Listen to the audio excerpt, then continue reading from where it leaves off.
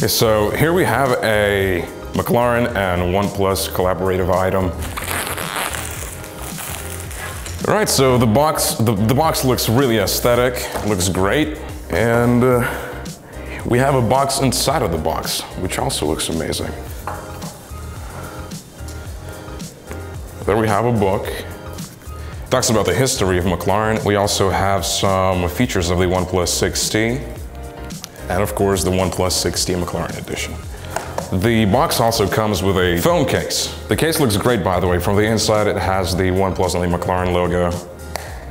It's really secure and rigid. Everything is labeled with McLaren. The charger and the USB cable looks great. The orange and the black mesh together. They look really good. The contrast is amazing. Of course, the phone is notorious for its 10 gigabytes of RAM and the spacious 256 gigabytes of ROM. The phone seems really fast, which is really exciting.